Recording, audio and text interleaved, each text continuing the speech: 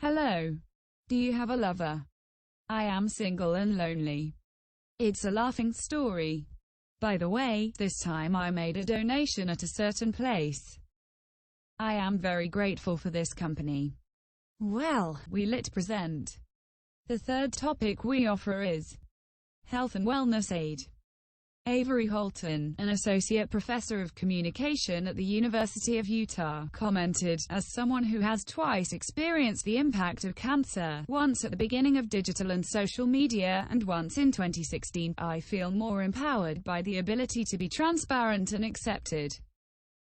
Yes, we all still enjoy sharing those moments in our lives that give off the best appearance, but the stigma of sharing experiences of disease or pain or loss has lessened. More and more, we are encouraged by the actions or the postings of others to share our tougher experiences and to, if we so wish, build a community around those experiences.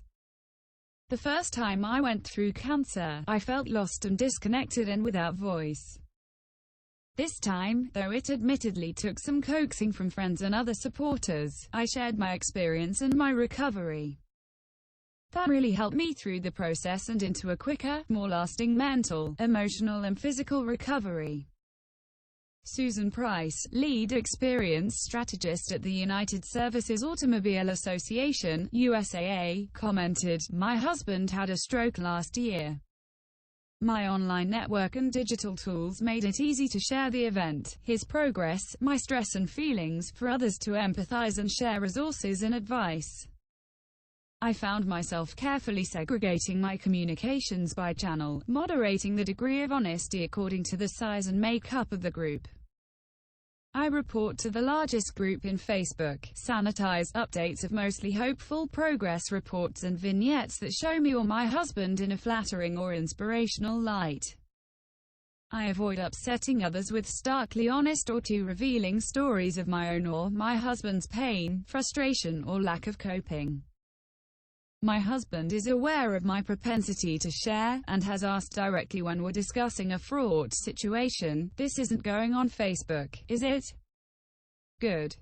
But he suggested my posting and sharing some achievements. Because of its ubiquity and reach, Facebook helped me identify select others in my network, many of whom I hadn't spoken with in 10 to 20 years, who had directly relevant experience with caregiving of stroke survivors and adjusting when a partner suffers a severe health crisis. With those found veterans, I moved the discussion to more private channels such as Facebook Messenger, email or phone to share more honestly my negative feelings, fears and pain, and receive directly helpful specific advice, support and resources. I've also used caregiver forums to connect with quickly available communities of peers in situations much closer to my own." Gina Neff, an associate professor and senior research fellow at the Oxford Internet Institute, said, "Digital technology has been a godsend for caregivers, allowing people to coordinate their efforts to help during cancer treatment, when a newborn arrives, or during a health crisis. Apps and websites cannot replace the communities that have always connected and supported us, but they can help diverse and dispersed groups coordinate care in unprecedented ways." Bradford Hess, Chief of Health Communication and Informatics Research at the National Cancer Institute at the National Institutes of Health, NIH, said, "I now stay in closer contact with my healthcare provider than I ever have before. If I have a question, I can ask it through secure messaging. If I want to evaluate my own recent blood panels for areas of concern or progress, I can do that online through a secure portal. Robocalls to my house from my provider as well as text messages to my phone ensure that I do not miss a recommended cancer screening. I watch my diet more rigorously with the help of a diet app on my smartphone equipped with camera to retrieve caloric, nutritional information, and I monitor my exercise goals through the use of my Apple Watch wearable. If I have a complaint, it is usually because the ecosystem of medicine is still not connected enough. There are laggards who resist sharing my electronic health record data with specialists as needed. There is 20th century thinking that prevents these digital technologies from being fully integrated into the medical system in ways that will be cost-efficient, interoperable, empowering and truly usable. Thomas Lenzo, a respondent who shared no additional identifying details, commented, "Digital technology has facilitated my management of various aspects of my healthcare. I am able to schedule appointments and order prescription refills online, at any time of day. I can get detailed text or video information about health issues from trusted sources. I have access via portals to my health records. I will also tell family and friends how they can use digital technology to impact their health." Ed Black, president and CEO of the Computer and Communications Industry Association, said the ability to monitor the medical records, procedures, medicines of a loved one remotely provides opportunity for quality oversight and rapid response, in contrast to being tied to hospital visits and uncertainty. Gary L. Krebs, distinguished professor and director of the Center for Health and Risk Communication at George Mason University, wrote, "My family and I use wearable fitness trackers that tally our daily exercise behaviors, steps. This has influenced both our awareness of our physical activity and motivation to exercise regularly. We strive to accomplish our 10,000 daily steps. We also compare our exercise levels and encourage each other to engage in physical activity. We now seek opportunities to exercise together to achieve our activity goals. This has improved our overall physical activity, fitness and health." Kevin J.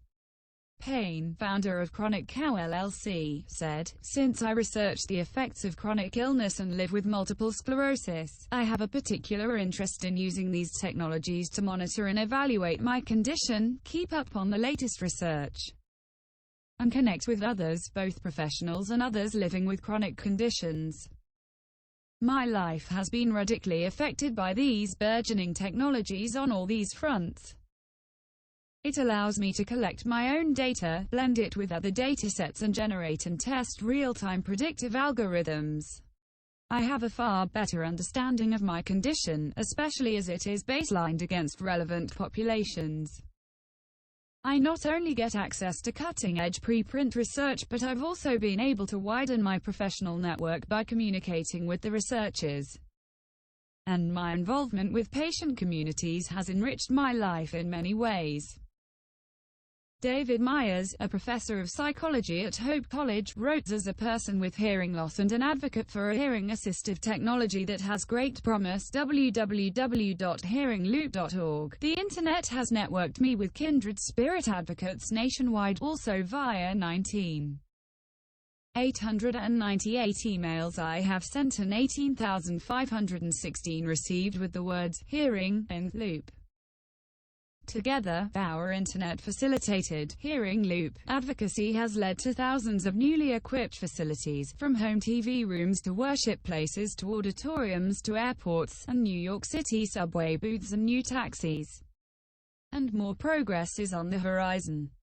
Supported by digital technology, we are making a better world for people with hearing loss."